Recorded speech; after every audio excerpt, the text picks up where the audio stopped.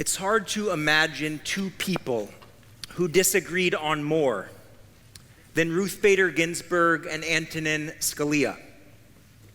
RBG, a pioneering champion for women's equality and hero to the left, and Scalia, a hero to the right who reshaped the Supreme Court and this country with his originalist and textualist constitutional jurisprudence.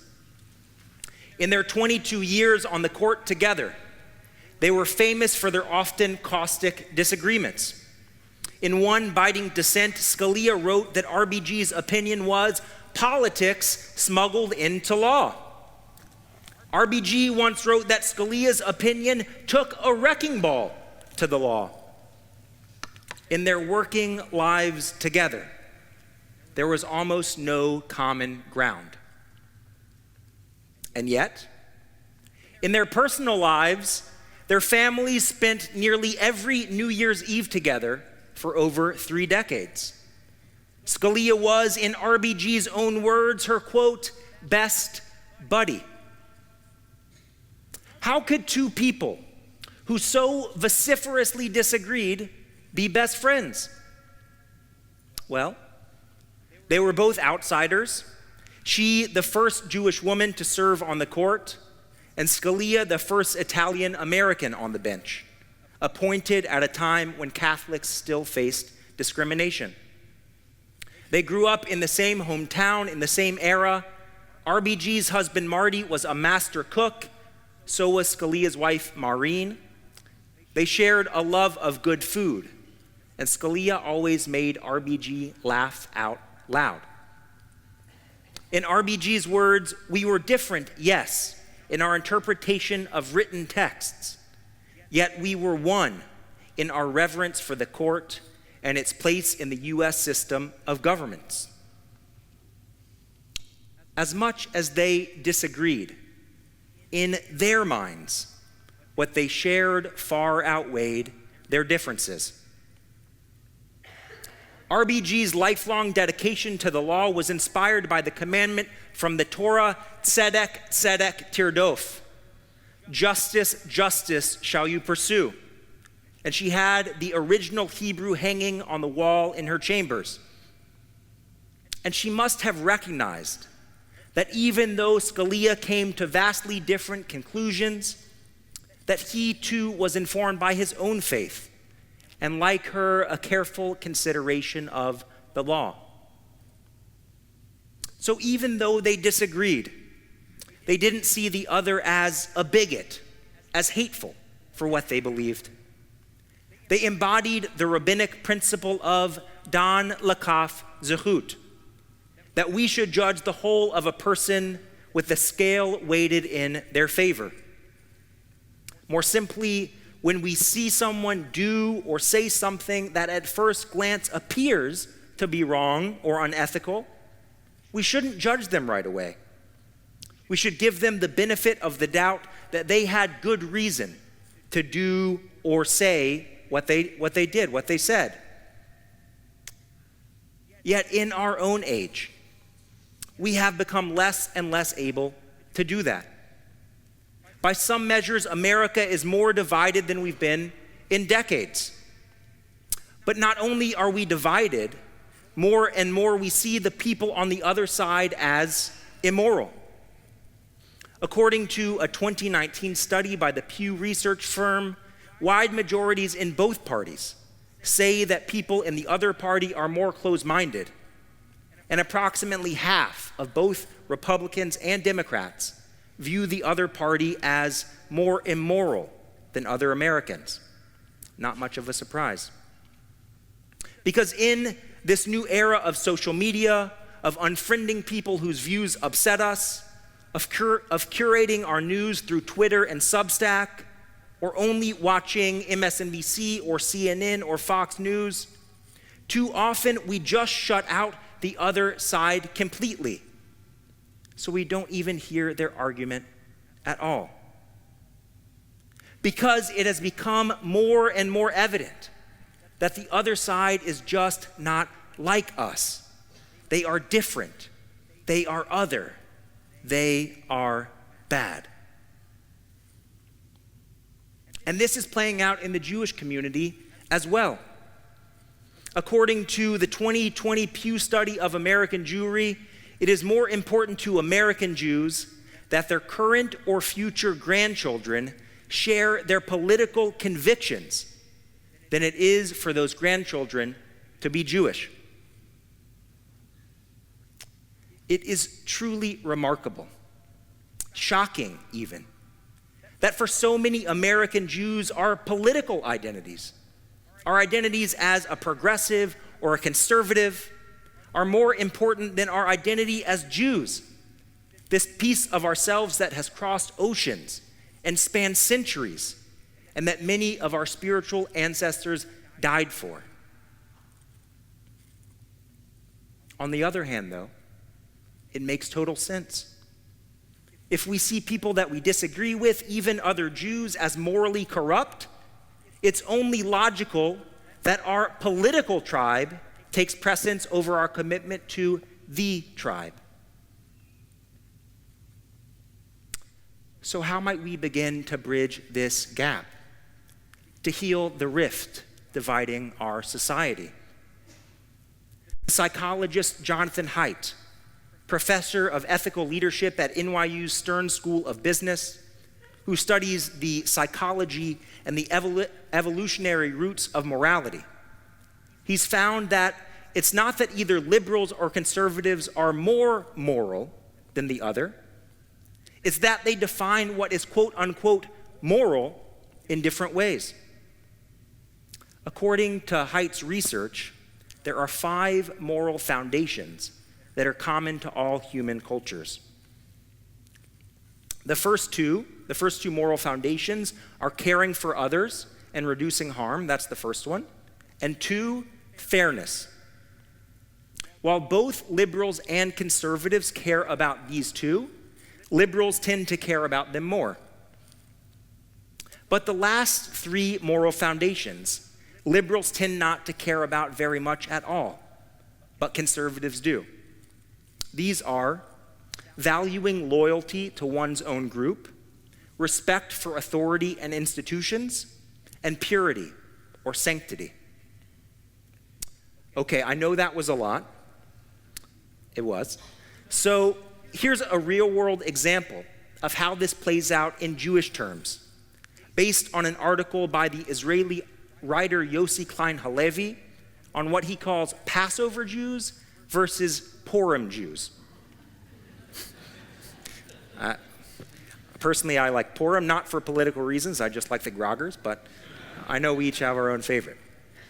So in this article, Halevi points out that both Passover and Purim relate to mitzvot from the Torah regarding memory. He says the first commandment is to remember, zachor, that we were strangers in the land of Egypt. And of course, we recount this every year at the Passover Seder. The second mitzvah memory is to remember Amalek, the tribe who attacked the Israelites without provocation when we were wandering through the desert. Amalek attacked the elderly and the stragglers in the Israelite camp. And the message of that mitzvah of memory is not to be naive, that we have to protect ourselves from outside threats.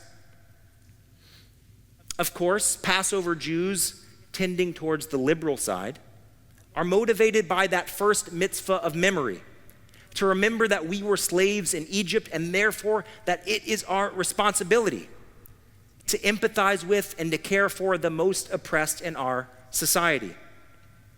And this aligns with Haidt's first moral foundation, care and compassion. Purim Jews, on the other hand, tending towards a more conservative outlook, they emphasize the other mitzvah of memory, the memory of Amalek and his descendant Haman, who tried to harm the Jewish people. Purim Jews would say that we must be skeptical of the outside world, that Jewish communities need to put our own safety and welfare before helping others. This aligns with Haidt's third moral foundation, concern for one's own in-group. In this example, of course, the Jewish people. But as Reformed Jews in 2022, we know that both are correct.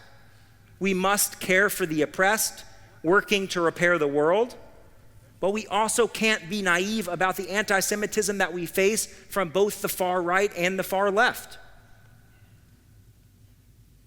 And yet, it's easy to understand how our different backgrounds would lead us to different perspectives.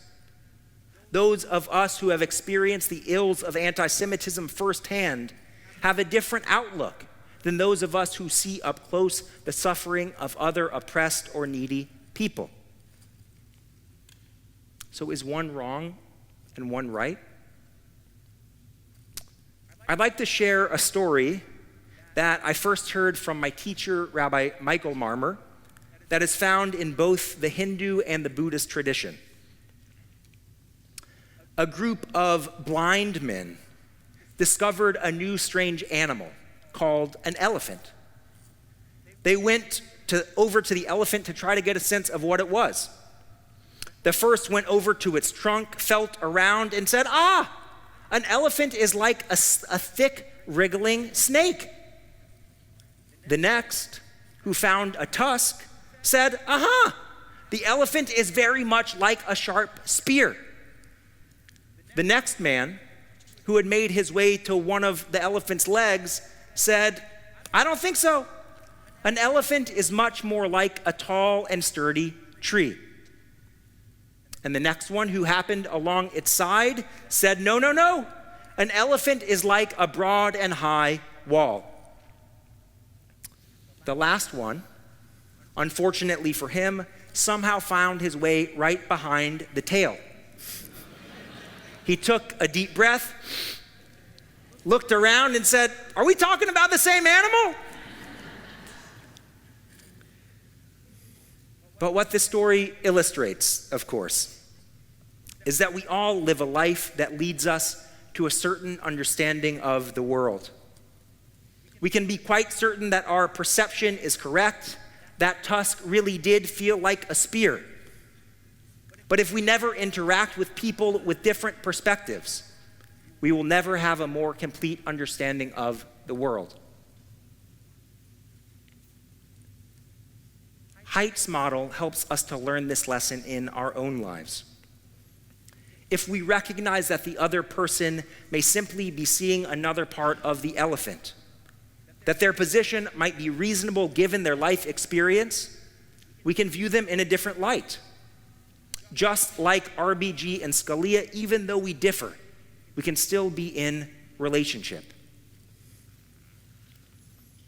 Haidt does happen to be Jewish, and even though his model is secular and academic in nature, it's also very Jewish.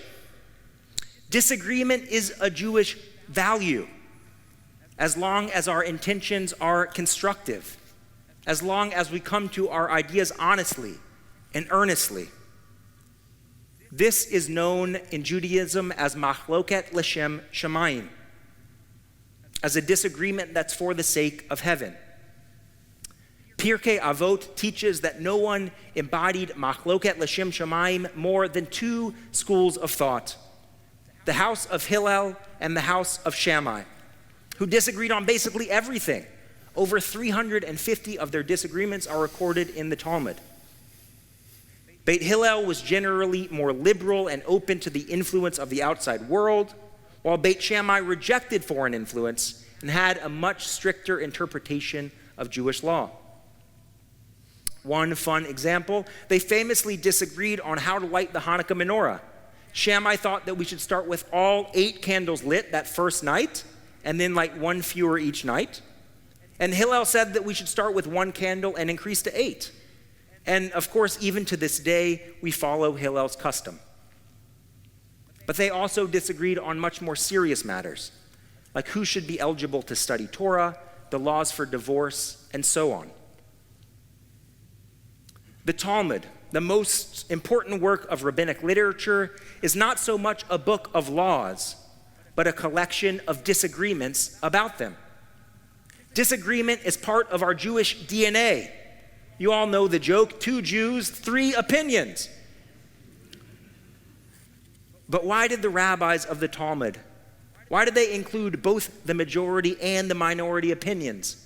Why does it retain Shammai's opinion, even when the law goes with Hillel's position?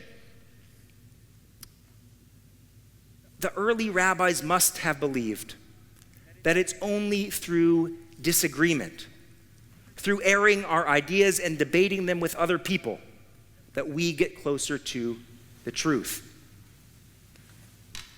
In her eulogy for her dear friend Antonin Scalia, RBG recalled one time when he sent her his dissent in advance so that she could get a sense of his argument when crafting the majority opinion.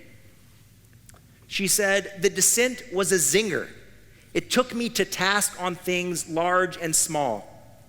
Thinking about fitting responses consumed my weekend, but I was glad to have the extra days to adjust the court's opinion. My final draft was much improved, thanks to Justice Scalia's searing criticism." The other benefit of engaging with people we disagree with, even if it's unpleasant in the moment, is that their perspective can show us when we're wrong. If we only live in an echo chamber, we will never know when we've missed the mark. By seeing how another's perspective pokes holes in our own, we suddenly see the shortcomings in our own position. And so this point gives meaning to that old phrase, 2 Jews, 3 opinions. Rabbi Angela Buchdahl, the senior rabbi of Central Synagogue in New York, she says that she always struggled to understand this joke. She reasons, if the joke is supposed to remind us that Jews always disagree, it would suffice to say, 2 Jews, 2 opinions. So where did that third opinion come from? She teaches that the third opinion is actually created when those 2 Jews with 2 different opinions come together and argue in a machloket l'shem shamayim, in a constructive argument. She says, by listening to opposing views, they arrive at a conclusion that transcended either of their original positions. And that is the third opinion. When we engage with the person we disagree with, both of us come away with an understanding of the issue that is deeper and more nuanced than the one we started with. Hillel and Shammai were perhaps the most divided of our sages. It's not an exaggeration to say that they were as divided on what it means to be a Jew as Reformed Jews and ultra-Orthodox Jews are today. Yet even with such a wide gulf between them, the Talmud recounts that their followers would still sit around the table together and break bread, and that their families would still marry one another. What a lesson for us today. So in this new year, 5783, may we learn from them, from Ruth Bader Ginsburg and Antonin Scalia. May we learn to judge others' lakaf zechut on the side of merit. May we begin to heal the rifts in our world by letting in more sides of that elephant. And may 2 Jews, 3 opinions not be a joke, but a path forward. Ken Yehi Ratzon, may it be God's will.